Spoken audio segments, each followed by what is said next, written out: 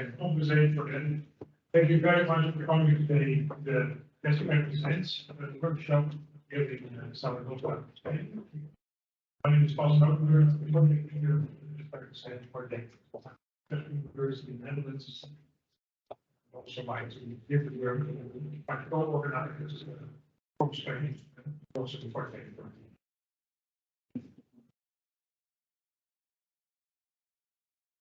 Buenos días a todos. Primero agradeceros que hayáis tenido tiempo para participar en las jornadas. Es porque estaban abiertos los micrófonos de la mesa. Ahora no debería tener eco. Vale,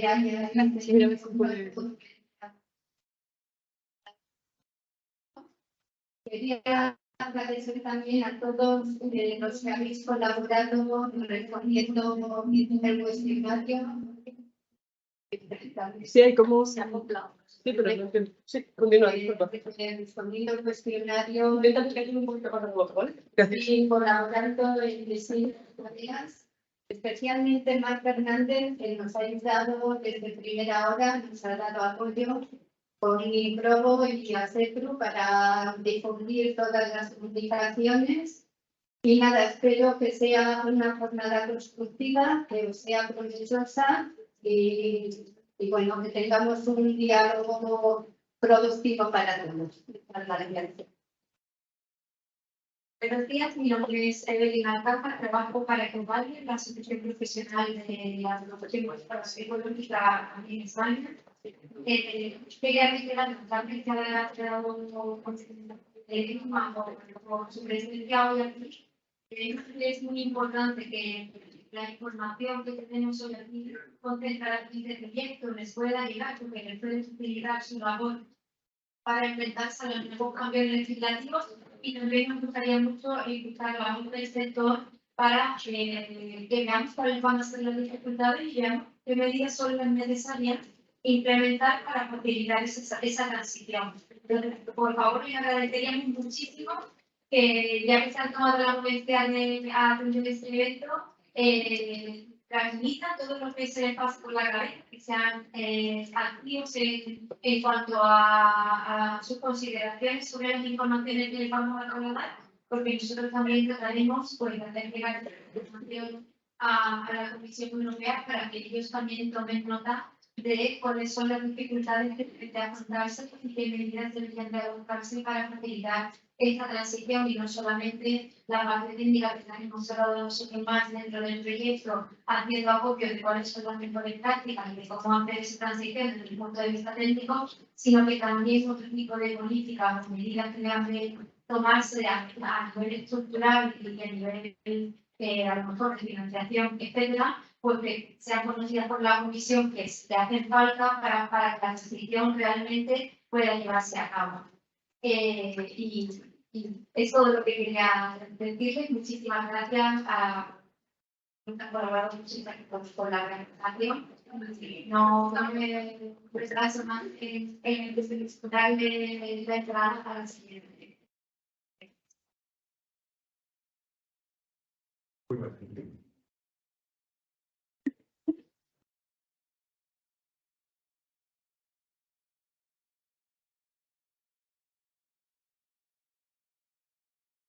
So welcome to the Practice Hens workshop. The aim of our project is to support European ag industry in this transition towards cage-free egg production by providing best practices for food clearing and for laying egg houses. You can see on the map the different partners involved in the project. From seven partners, 2 subcontractors, and total from 5 countries, and people from Belgium, Denmark, Spain, the Netherlands, and Poland. And together we have developed a set of best practices for laying hens, and also found in the booklet for chair. And these best practices are based on a review of the scientific literature, but also on practical management guidance, industry information, and on expert knowledge, also from interviews with stakeholders in the different countries. So also practical experience have been taken into account both from countries that already have a high percentage of stage 3 introduction, but also for the target countries where the transition is still ongoing or starting, and also to see how the best practices fit best to the local situation, and of course also in those countries there's already also experience education. So the key elements we're going to look at today, based on order, we're going to look at the economic aspects, the market situation, also here locally in Spain. We're going to present the best practices for case systems, both for prudence and for laying hands. We're going to talk about the design of the housing system and which system to choose. Immo will present the flock inspection tools, so practical tools for inspecting the flock and doing the welfare assessments. And of course, we'll have the panel discussion and the presentations from the local stakeholders, from the government, from the industry, and we'll have a discussion around it. We hope we have a very lively session today. So if you have questions after the presentation or also the panel discussion, we would really welcome that. We had a lot of exchange today.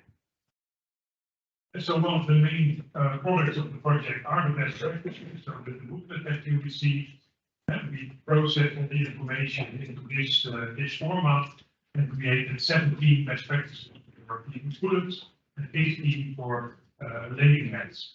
And they're also presented on the website, as actually for you to download, and they're of course in the booklet. The disclaimer for the workshop of today is that best practices are generalized across the countries, so it's important to always involve your local advisors in the design of your system for specific management advice. And that can, of course, be the bee company, veterinarian, food delivery company, breeding company, and the housing system supplier.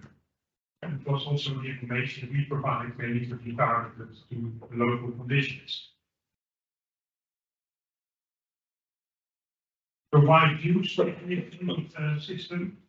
I think we all know that there is increasing societal pressure to ban cage housing for farm animals.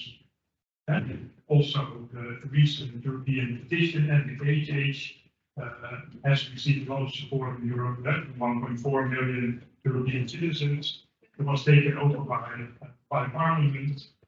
And there, the decision was taken to start considering a cage ban in the preparation this year,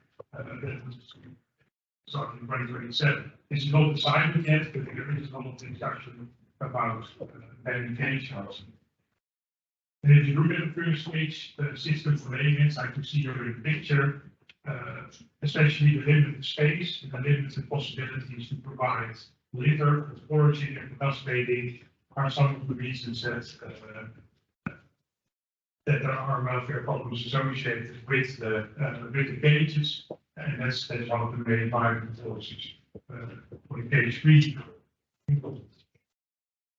Also, the market plays an important role, and Peter will give much more detail on this topic.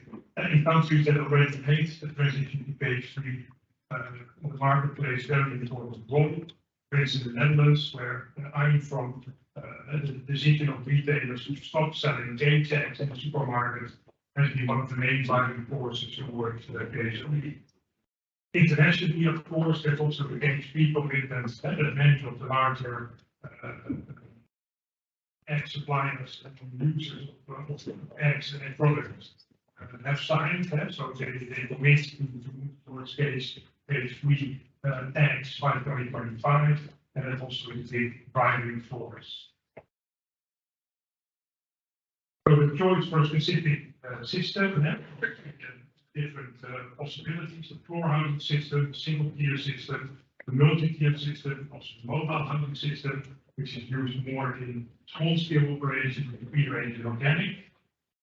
For the other three, they can both be indoor systems, they can be free range systems, they can be organic systems, but also there we see local differences. For instance, it's quite common to have multi-tier with free range, and I understood that it's not so common in the Spanish and Portuguese situation, but it also depends on the local possibilities. What's very important here is to think about the combination of pullets and laying hens, is that the relieving system connects the laying system as much as possible. So that the birds are already familiar with this type of housing system. And this further illustrates that it can be a lot of variation in Europe, and these are some of the countries that already have the high percentage of birds in cage-free systems, and while the Netherlands,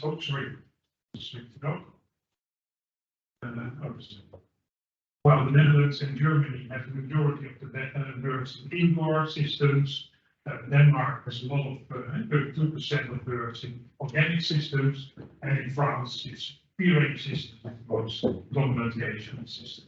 So again, so of course Europe you find some variation.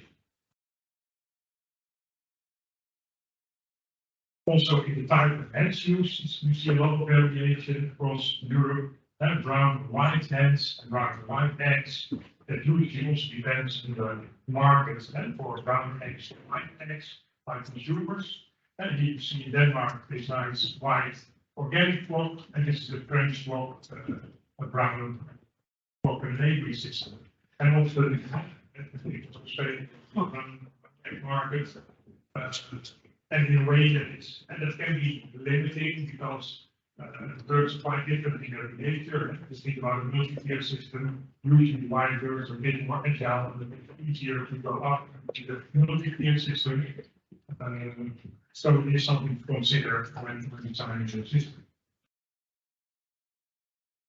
We really want to stress that we'll come back to this later on today. The pullet rearing, that is really a crucial stage.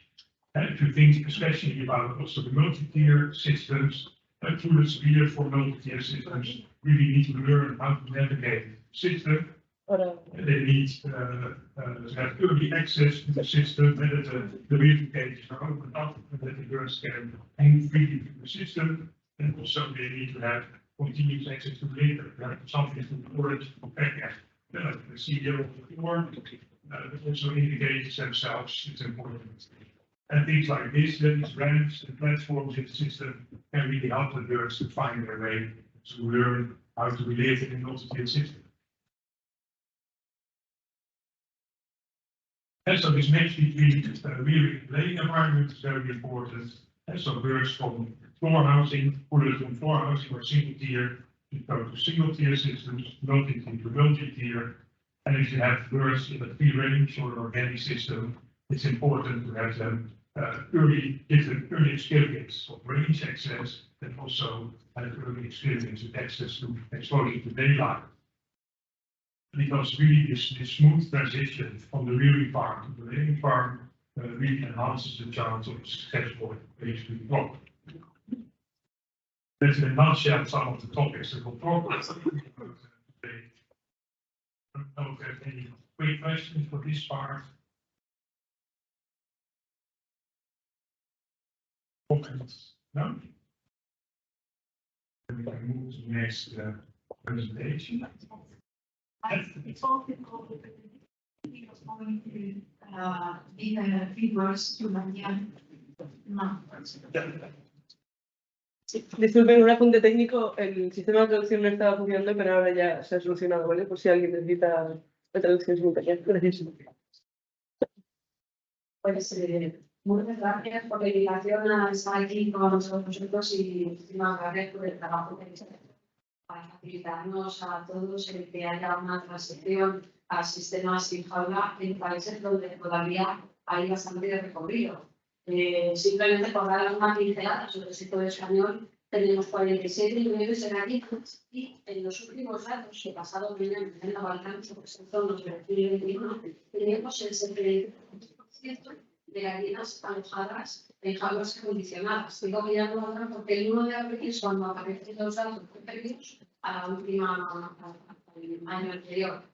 Algo hemos seguro hecho en relación al paso del sistema sin jaula y sobre todo en la transición en España parece que se está haciendo el sistema en jaula a suelo, sobre todo porque las granjas de gallinas en jaula en España tienen un tamaño que si tienes que pasar a sistemas con parte es prácticamente imposible tener un terreno suficiente pasar de 100, 300, 500 mil gallinas de jaulas a sistemas formato.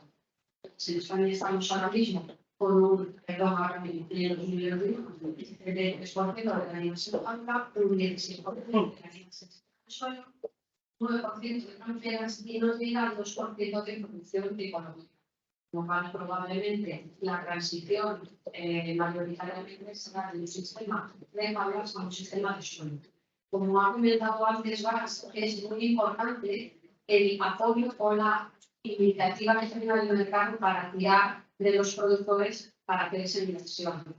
El mercado tiene dos partes, los detallistas, las grandes superficies, las cadenas de comercialización, que por un lado puedes decidir que no venden más huevos de gallinas en jaula y que son los que mayoritariamente están impulsando en muchos países de la Unión Europea esta transición. Y por otro lado está el consumidor, al que yo creo que nosotros como productores le deberíamos dejar de decir que él necesite y lo que le parezca a nosotros, puesto que hoy día nos estamos dando cuenta de que lo que hace 4 años podría ser prácticamente inevitable, que es vamos a terminar unas horas muy pronto por la velocidad a la que se están tomando decisiones de terminar con las jaulas. Ahora mismo el consumidor tiene una preocupación en la que en el primer lugar de los factores de compra coloca el precio.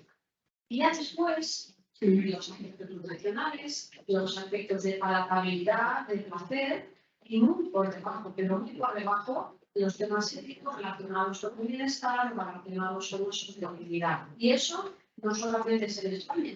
El año pasado la EFSA hizo un cuestionario por todos los países de Europa y en todos los países había crecido la preocupación por el factor precio.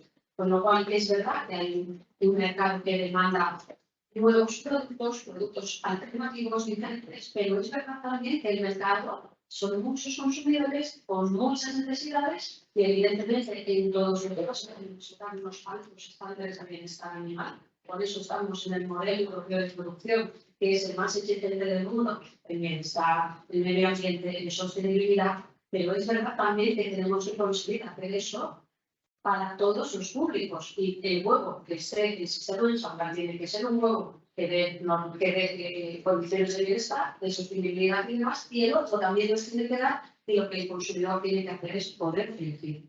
Poder elegir distribuir tecnológicamente entre los distintos huevos que ponemos en el mercado en función de los costes de producción, que no son los mismos si producimos en jaula, en suelo, sistema cantero de producción. Por lo cual, este es un momento de mucha incertidumbre y es un momento en el que todos los productores saben que hay una oleada a favor de cambiar todos los sistemas en jaula hacia sistemas alternativos, pero eso habla también de la incertidumbre sobre cómo hacemos estas inversiones tan fuertes para la transición. Estamos estimando en torno a 1.000 millones de euros. Es lo que está facturando el sector en estos últimos años de media. 1.000 millones de euros es una cifra tan importante que no es fácil que nos pongamos a hacer esas inversiones así, sin más, y sin una ayuda y sin un tiempo suficiente de transición. Con lo cual, por un lado está el factor de mercado, por otro lado está el factor de las inversiones que tenemos que hacer para hacer ese cambio de sistemas con jaula a sistemas sin jaula, y por otro lado también está el que tenemos una incertidumbre importante y sobre la influencia de a todos los signos realmente en un momento de preocupación. En cualquier caso, confiamos en que los consumidores van a seguir quitando huevos, van a seguir consumiendo huevos y nosotros vamos a darles los huevos que ellos quieren y, por supuesto, de mayor calidad y con todos los estándares y garantía europea. Muchas gracias por ayudarnos a todos en nuestro trabajo a hacer esa transición lo más fácil posible. Y bueno, espero que hoy aprendamos mucho de vuestra tarea y del Practice Hens. Muchísimas gracias.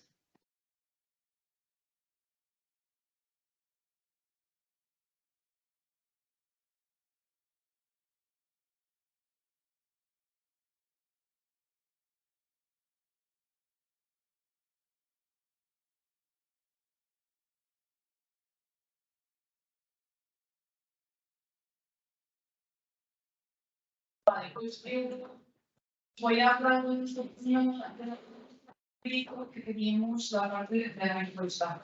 Hemos hecho una encuesta de todo el sector al productor concretamente y hemos identificado un poco cómo está el estado actual de los productores. Esta encuesta ha sido hecha de una forma colaborativa entre todos los partners del consorcio.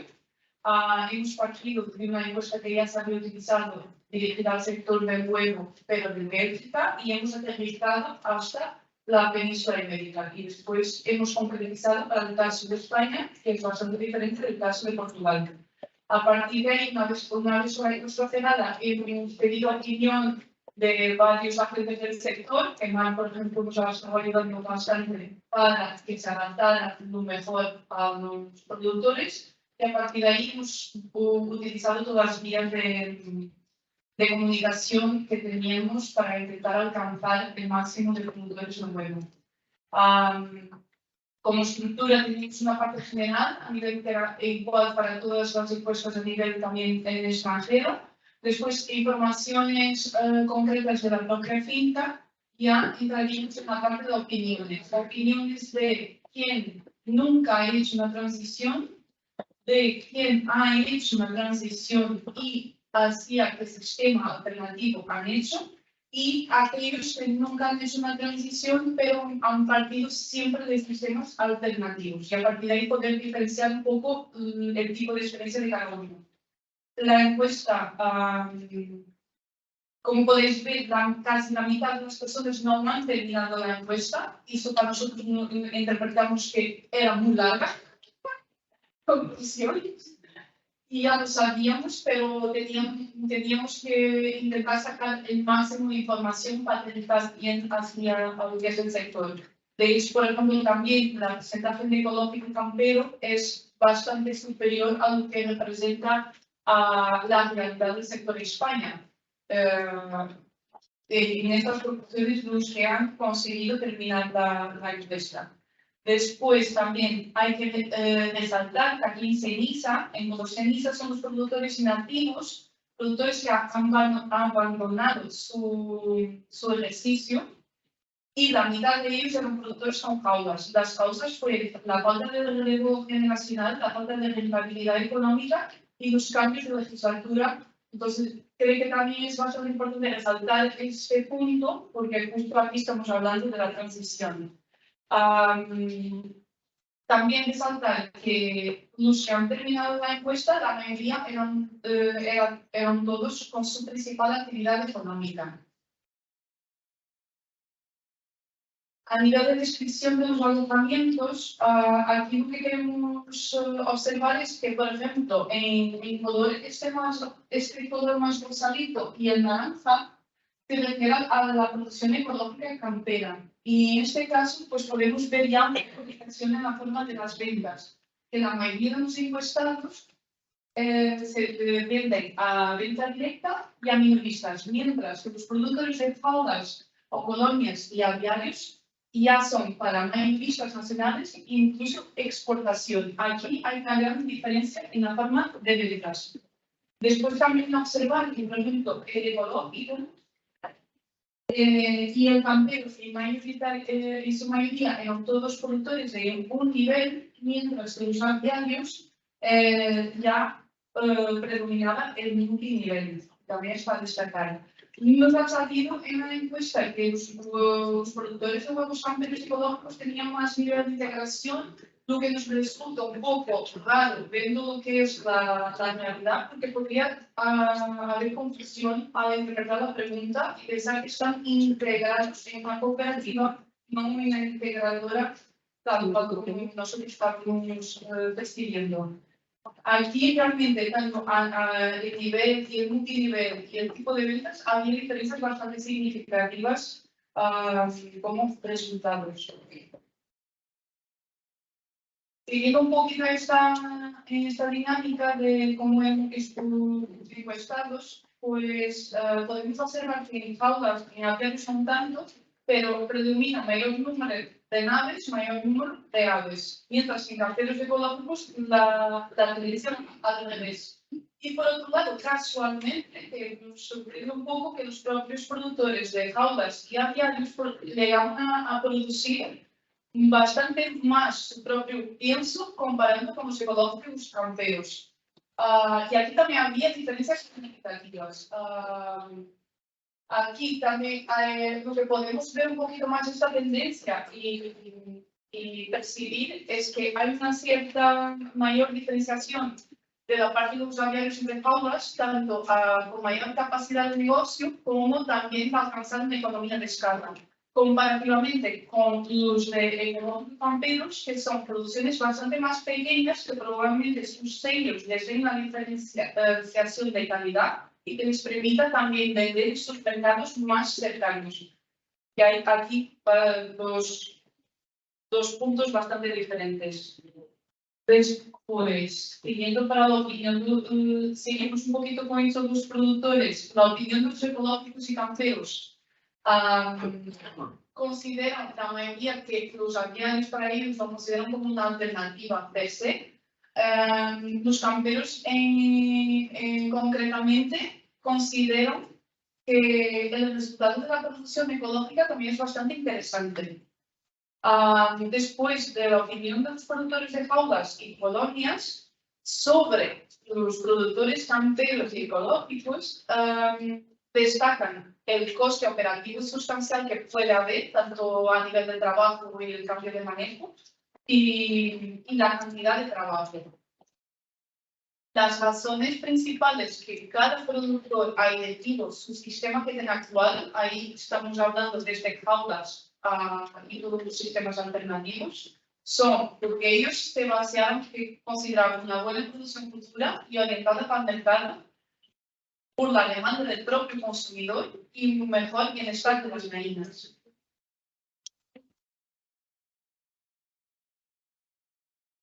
Ahora pasamos, la encuesta era muy larga y intenté centrar un poco en todas las cuestiones con resultados un poquito más relevantes para la transición, concretamente, porque teníamos datos para poder hablar de muchas cosas, ¿vale?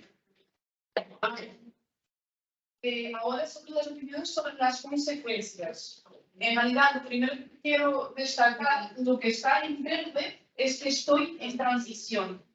Entonces, los aviarios están todos, los que hemos hecho la encuesta, están todos en transición, casualmente.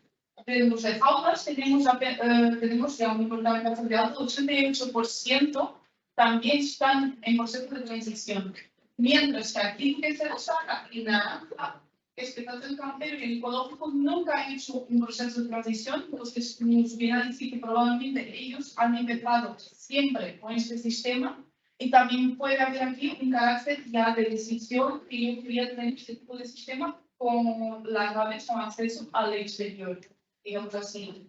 Aquí destaca un poco esta preocupación de los productores de jaulas sobre las consecuencias de la transición, que por un lado es la obligación, el hecho de que se obliguen a que hagan la transición, y por otro lado también destacan, resaltan que abandonen su actividad de producción por la inversión económica. Y aquí también lo que se requiere es que hace falta una estrategia para dicha transición y para que podamos apoyar a los productores. También aquí hubo que mitad de los productores eco y camperos, ecológicos y camperos, también tienen una cierta desconfianza o preocupación, digamos así, sobre la continuidad y viabilidad de la propia granja. Porque por un lado, ellos pueden destacar, también destacaban un poco el positivo de que se haga esta transición a sistemas alternativos, pero ellos con sus fincas más pequeñas, granjas más pequeñas, pues les da un poco incertidumbre qué va a pasar, cómo vamos a quedarnos todos. Pero en general, o sea, analizando todos los datos, el impacto se veía como positivo y una buena imagen para el sector que además va a resaltar el bienestar animal que el sector trabaja. Vale, ahora aquí seguimos con problemas. Principal problemas que también han identificado, y ahora vamos también un poquito del sistema al sistema. Sobre lo que sería una supuesta transición. ¿Qué problemas han resaltado principalmente? Los que están subrayados, básicamente son estos 4, y van a coincidir en todos los demás sistemas de productores. Resalto porque me ha parecido curioso que han sacado las cuatro principales, que serían los costes de inversión, la solicitud de permisos, las ayudas económicas de las autoridades y el periodo de producción. Claro que según el sistema de producción, pues resaltan un poquito más esos problemas que otros. Que del otro lado tenemos una lista bastante más larga, desde el trabajo, resolución de los problemas, comunicación, el periodo hasta estar operativo, que también es una fase bastante importante para los productores, y la recuperación de la inversión, obviamente. Ahora nos vamos a centrar un poco en la experiencia en la transición. Antes estábamos en las opiniones, ahora la experiencia de quién ha vivido esta transición hacia un sistema alternativo. Entonces, aquí también resalto que han salido los mismos problemas que han salido antes en las opiniones, coincide, y que los aviarios han tenido bastante más problemas, digamos así, comparado con los camperos ecológicos. Los camperos de calidad, los resultados han sido muy desde uno súper bien, el otro súper mal. Entonces fueron resultados tan dispares que no ha dado para dar una conclusión concreta de alguna tendencia de este tipo de producciones. Lo que sí que hemos visto que los aviarios han destacado bastantes factores en concreto, las mismas, la recuperación de la inversión, resolución de los problemas derivados de la transición, la búsqueda de mercados, coste de inversión, solicitud de permisos, el trabajo. Han destacado bastante que el trabajo afectaba negativamente a la hora de la transición, el periodo hasta estar completamente operativo, conocimiento disponible sobre los sistemas y jaulas, comunicación con marcas privadas, ayudas económicas de las autoridades y comunicación del gobierno. Aquí también podríamos entender un poco que igual la preparación hacia un sistema aviario que es bastante complejo y se hará falta un poco más de apoyo.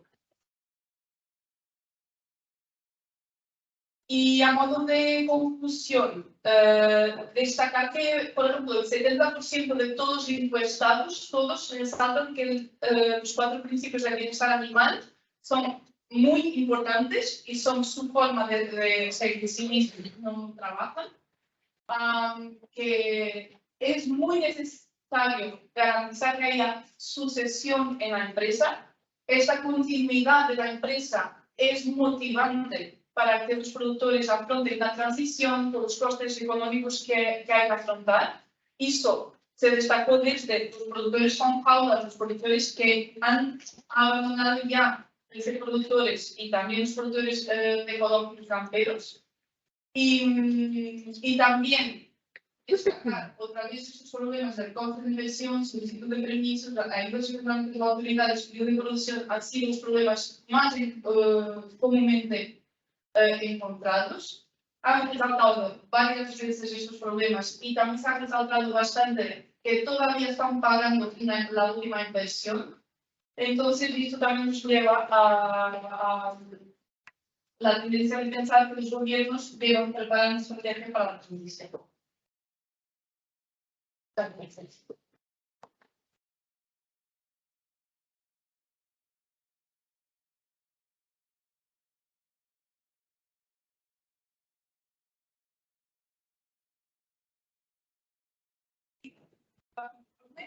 Que es asesor agrícola, reconocido por toda Europa, y nos va a hablar sobre la parte de economía y marketing para el proceso de transición.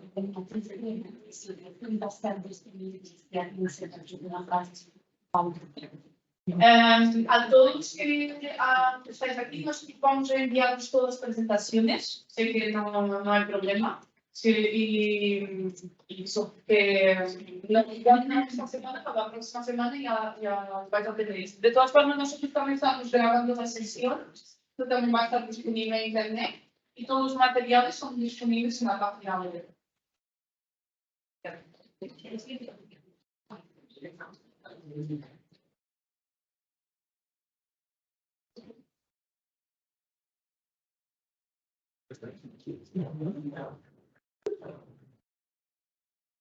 Okay, thank you. Good morning.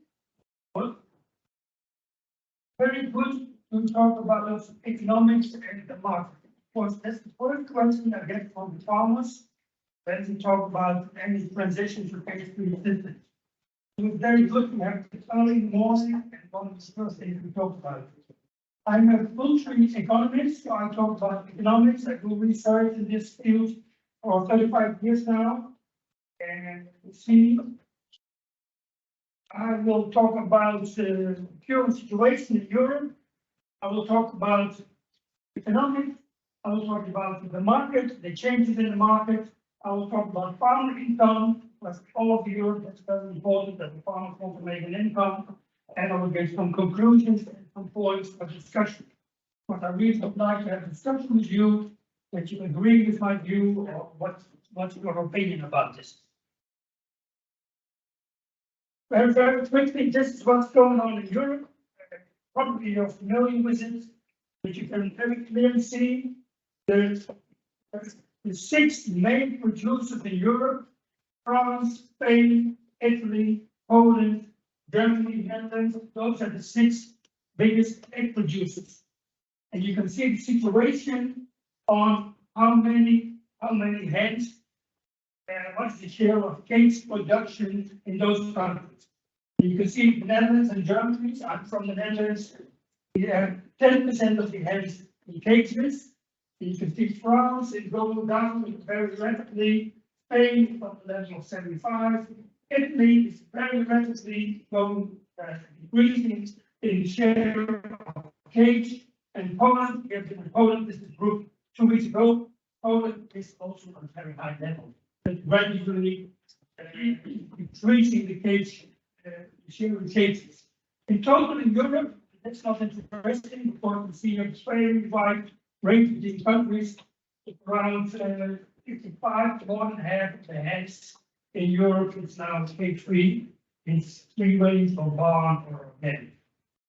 So that's what's going on at the moment in Europe. And I just want to mention that the countries with a low share of cage hens will all be, you see, more Northwest Europe. Sorry, of course, Northwest Europe, you see the countries with low share of cages. This is the data I get from Brussels, from the EU, official data from the European Union about Spain. Are you familiar with it? And how Maria is right. Probably you provide those data to the ministry. You can see that the situation in Spain, 75% is cage, and then you have some barn to pre-raise and a little bit of organic. That's the figures about production. Here about production. It's not a market, it's a production. So this is official data from Spain. So I'll talk about marketing. I will talk about economics first. So we do a lot of calculations on what is the difference between cage production and barn system. And this is the result. Doing all the work on this, you can see the increase in cost from the barn system is 15%.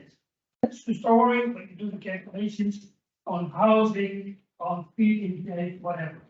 Free-range people don't know it's more expensive, organic is very expensive. Plus, again, feed. And I do a lot of publication, do a lot of work on this.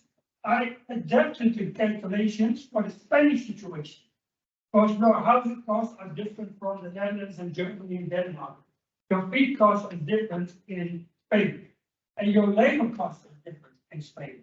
So I made calculations specific for Spain, and then I found out even the percentage is lower compared to Netherlands and Germany. So to my opinion, this is different from the figures I read from in the Spanish reports. They're talking about 20% increase. Believe me, based on the data, I collect all the farm data, you can manage to have an increase of only 30% when you move from a rich cage to the barn. And this is a different story than going from the traditional cage and taking it to the barn. So we have now a step in between.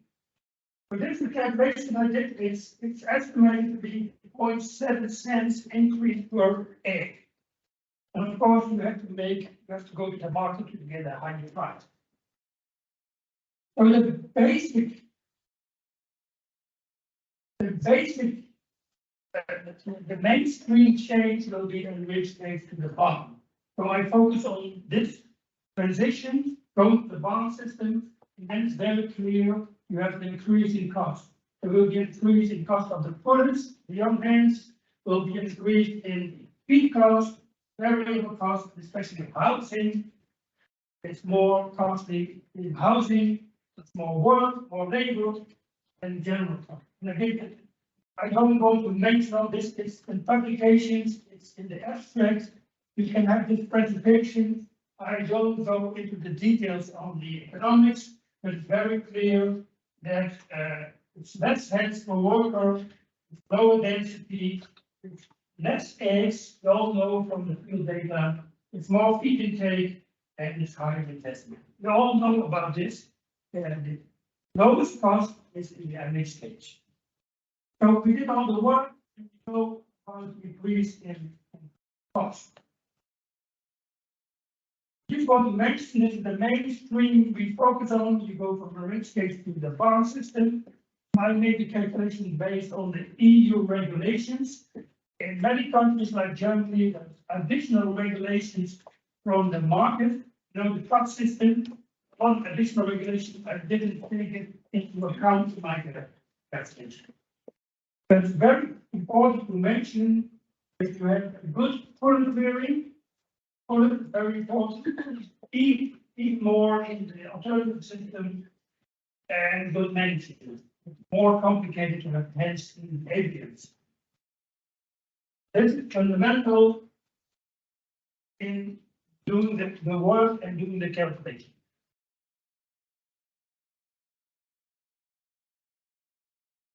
Talking about the markets, I hope you get attention to this. Going to the markets, it's very important to know how is your market, how does it look like. I don't have the official Spanish data, I was working on it, but this is just to show what is the market in the supermarkets, in the retail, in those countries. France, Germany, Denmark, UK, Belgium, the Netherlands. And what kind of eggs are bought in the supermarket. And you see the different colors, and it surprised me every time I collect those data. It's very, very different. You see in France, a big share of yellow, they buy free-range eggs. In Germany and Denmark, they buy a lot of, and also Netherlands, Belgium, they buy the barn eggs. And in the UK, it's completely almost free-range in the supermarket. In Denmark, they buy a lot of organic eggs. So every country, their neighbors, every country is very different. That's the story. So you have to know what's going on in your country, in Spain, in the markets. Of course, one more time, the consumers are different in different countries. So it's very important to realize what's going on in the markets and what type of eggs that to produce. Like I said, I didn't want to use the Spanish figures, so I focus on France because I think France can be an example, and what's happening in France will happen in Spain, in my opinion, your neighbor. So you have to be ready and be prepared for what's going on in your country, and it's always going to be an example. In France, you can see very rapidly, you see the share of caged eggs going down in the supermarket. This is the supermarket. Cages going down, barns increasing, free-range has a big share, and organic. Very, very rapidly, don't have the data for all year, but you can see it's almost 30% now in France. It's the caged eggs share. So it's really, really increasing. And then the next picture, that's what I like about the French. The French have very nice data, data from the Institute, INAVI, very nice data, so I always like to use the French figures because they have very clear numbers. And this is the market share in egg processing, in egg products. And many people always say, egg products, they go to cage eggs, they're cheapest. But also in egg products, in egg processing, you see the share of cage very rapidly going down. So it's almost half now. Also in egg processing, the move to barn humans. No way to deny it, that's not going on.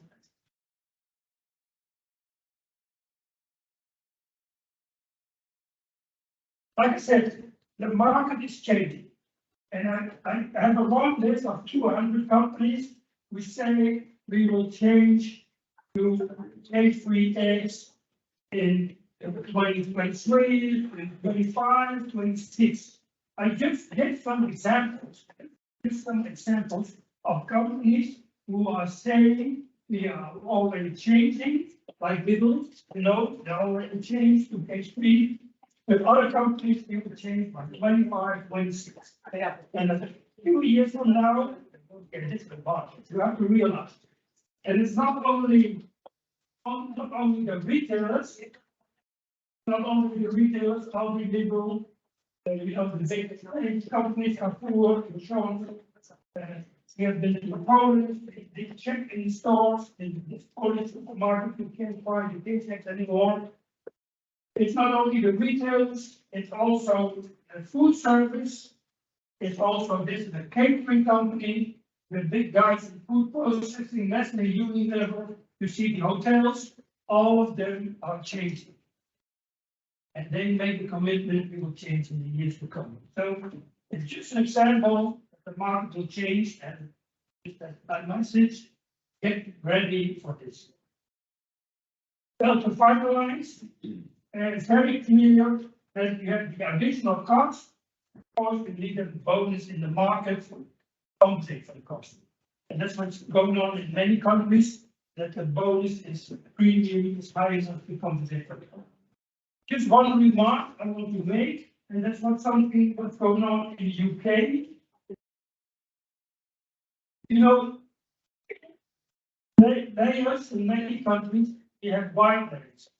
Scandinavia, in the Netherlands, in Mexico, the United States, it's all white layers. And in this country, you have all brown layers. Brown layers in France, in Hungary, Spain. By moving to the white layers, there is an advantage in economics of 8%. So moving from brown layers in a cage to white layers in a barn, it's just a small increase in cost when you change the color of the eggs. Of course, the market will change. In the UK, it's very interesting that I see them moving to the white layers, then the barn eggs are white. Free range are brown eggs. I think that's a very interesting economic issue to take into account to change the color of the hens. The white layers, it's more economics, it's more sustainable, so there's a lot of advantages. And of course, you have to take a look at the market, but one more time, I think the UK is having a very smart solution to solve this problem on the cost. This is the last picture, just to show what's going on in the market in my country, in the Netherlands. You see in red, you see the price of the barn eggs, and in green, you see the price of the cage eggs.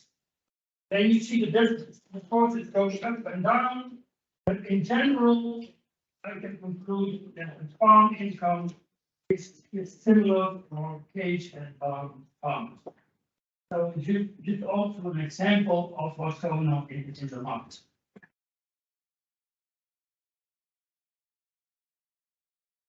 Okay, to finalize, I don't repeat it. I mentioned all this. What's the situation in Spain? The cost increase is not as much as many people think it is.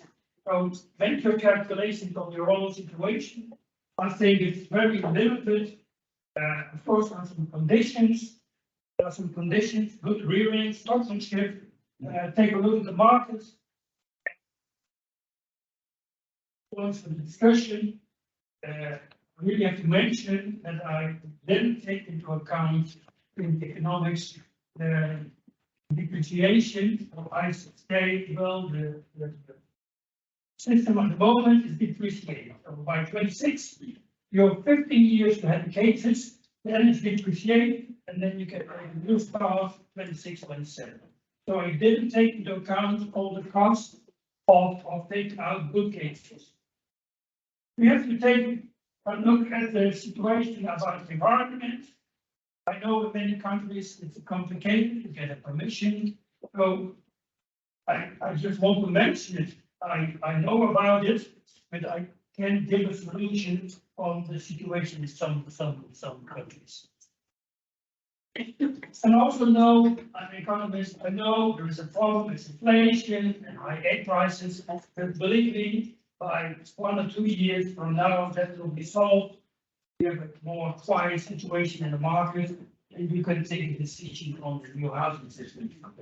And then I talk about economics, I talk about market, and then of course there is this legislation. I don't know what Brussels will do. They will take a decision end of the year. There's a lot of pressure from NGOs, from the European Parliament. So you have to also take into account there will be a possibility of any legislation, but don't ask me what to expect about that. But it has to be something to take into account when you talk about it and take a decision. Thank you.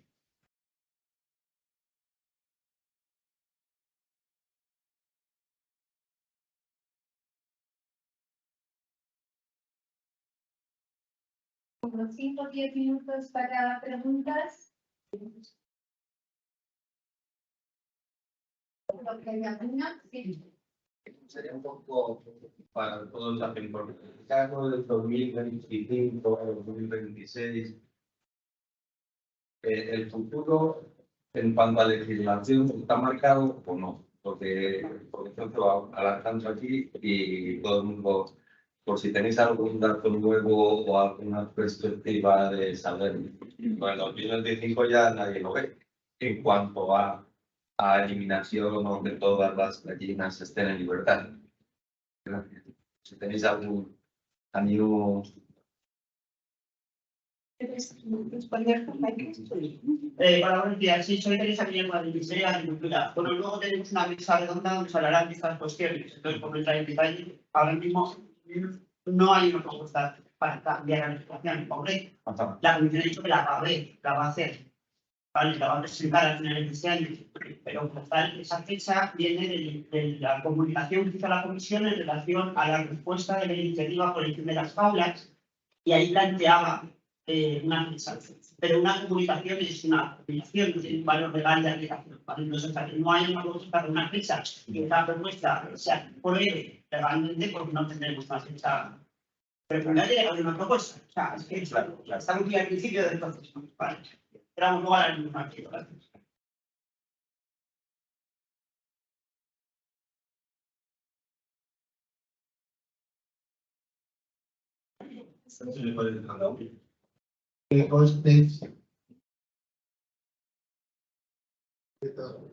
Muy bien, perfecto. Talking about legislation. Yeah, about legislation. So you have to come back to you. ¿Qué contiene de instalación de una explotación ecológica en Holanda y de cantera? ¿Cuánto costaría la plaza en una agricultura? Is asking how much it will cost to have organic or free-range farm in the Netherlands. A new one. A new one. Asking for gold. The investment? Yes. I can mention a lot of a number, but I don't see. I have to look it up and get the figures. But at this moment, organic is really in trouble. Because the market is going down, people don't buy organic and move to the farm system. So at this moment, organic farms are moving away from organic and farm system. So there's no investments. Está diciendo que tendría que mirar los números. Está Habla el micrófono, que si no las traductoras no escuchan. Sí, eso que tendrían que mirar para dar una respuesta más concreta, pero parece ser que el sector orgánico en Holanda está reduciéndose significativamente y están pasando a producción del suelo.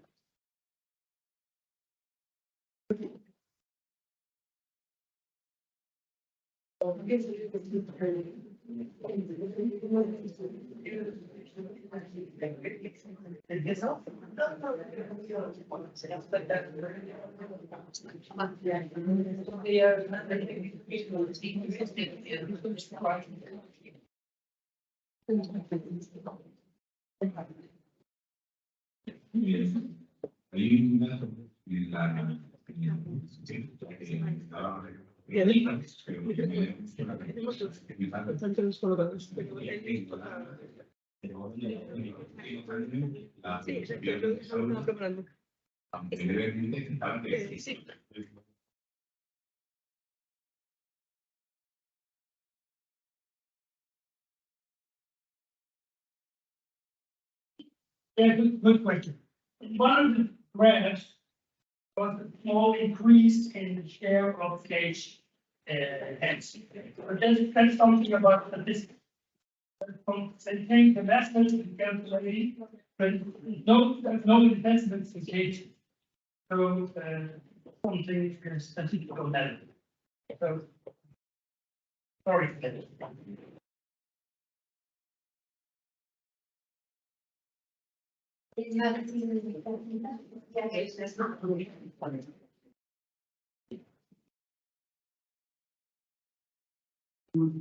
Peter, la presentación ha estado muy interesante, pero hay una parte que parece que lo pone muy fácil, y es que como ya hemos hecho el cambio a jaulas enriquecidas en 2011, tenemos amortizadas las instalaciones en 2026, suponiendo que no hemos estado haciendo instalaciones de jaulas enriquecidas durante todos estos años, porque no todo el mundo pudo cambiar las jaulas para el 1 de enero de 2012, sino que hay instalaciones que se han ido modernizando y adaptando o haciendo nuevas durante todos estos años, con lo cual yo creo que es interesante de cara al planteamiento que se puede hacer a la comisión, decir que no está todo amortizado, que estará amortizado la granja o las inversiones que se hicieron en el año 2011, pero todo lo que ha ido construyéndose a lo largo de estos años, hoy todavía puede haber quien esté haciendo una inversión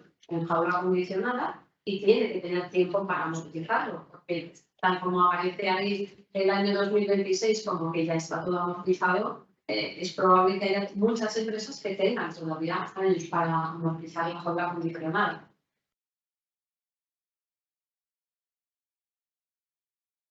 So that's these costs, when you have good cages and you want to move it to the other system, those costs are not included in my calculations. That's very good, very important to realize. So I said we will have old cages and you multiply it to the boxes.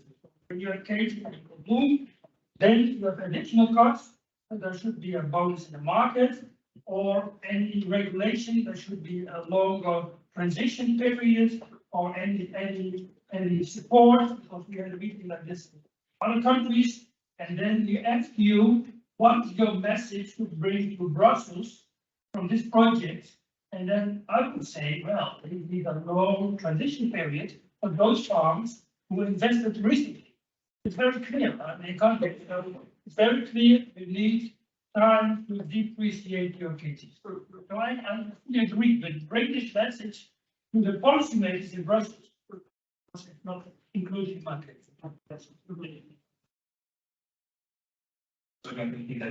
Una pregunta también sobre los costes en los sistemas de medio. Hay una media, pero creo que también sería interesante saber si tenemos datos de la variabilidad. La experiencia es que dependiendo de múltiples circunstancias, ese coste puede ser superior en un rango muy amplio. A situaciones en las que el sobrecoste sea mucho más del 30%, y habrá situaciones en las que está de menor.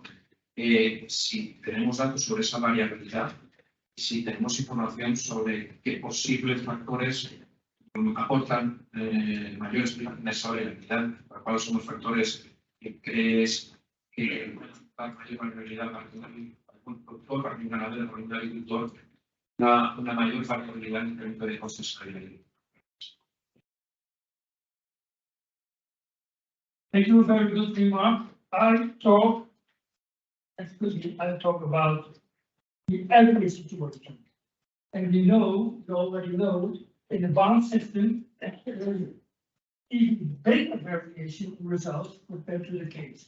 The case is more easy, you have the results, but even in barn, there are much more factors influencing the results. Egg production, feed conversion, and we know we have the numbers. Farms, and with the farm, we know the variation is very wide. That's why I say you can only manage to have those data with good stockmanship. You have to be a good farmer, you have to have good boilers, because it's more complicated. If you have the numbers to show the variation, and that's an important, very important to realize it. And maybe the situation in Spain with your climate can be a little bit different. We also have to check the situation in Spain. Will be even more compelling factors compared to Germany, Netherlands, or Denmark. But we have the numbers, we can work with it. Okay.